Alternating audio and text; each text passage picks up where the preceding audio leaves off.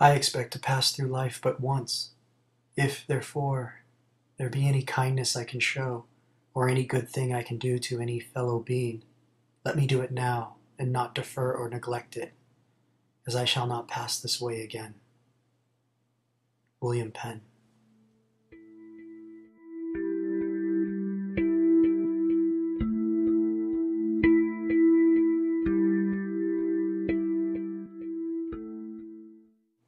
Let me first begin by saying I am not nationalistic or have any feelings of patriotism.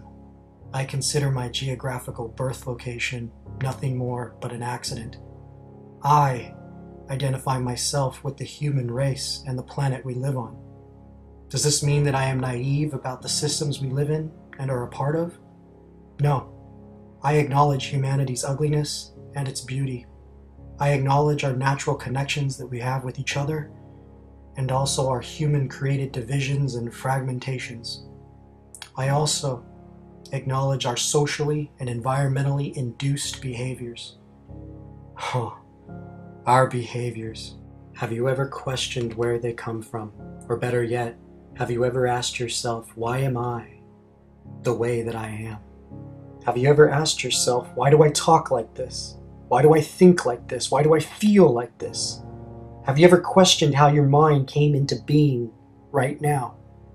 Have you ever asked yourself how much of my mind is truly my own and not some imitation of another, a regurgitation of another person's ideas? How much of me is me? And how much of me is a second-hand person? Have we ever peeled back the layers of our minds and watched the faces and events that have influenced who we are? The faces of society, the faces of lovers, family, friends, and enemies all fly through us, and if we are lucky, we might ask a very important question to ourselves.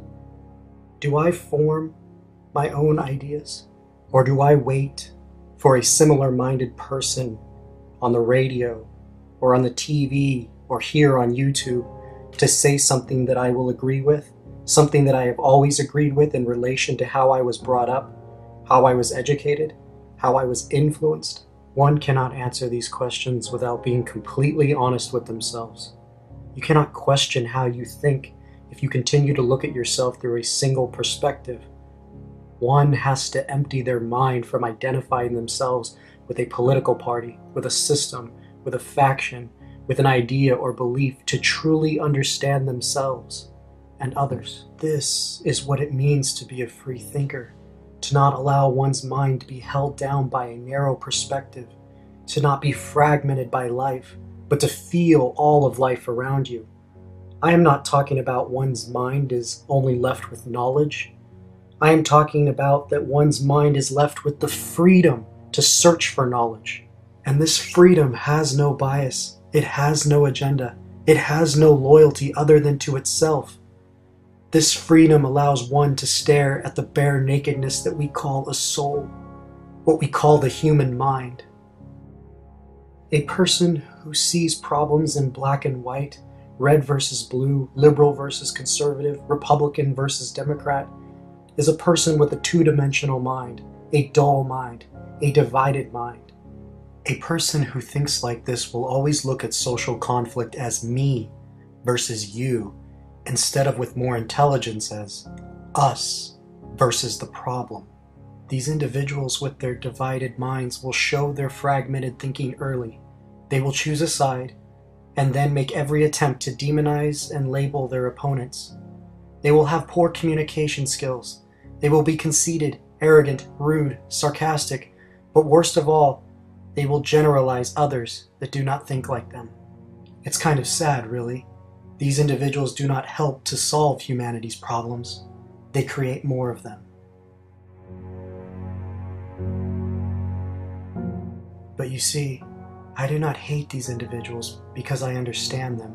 I understand that we have been educated to use knowledge as a weapon against each other, instead of using it as a tool of enlightenment to understand each other.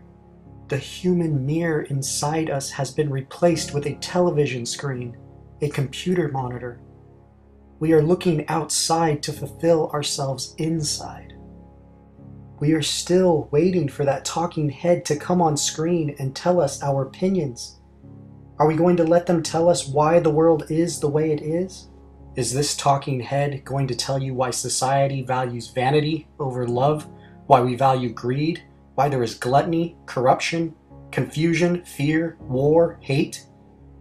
Or are we going to turn it off and start learning about ourselves?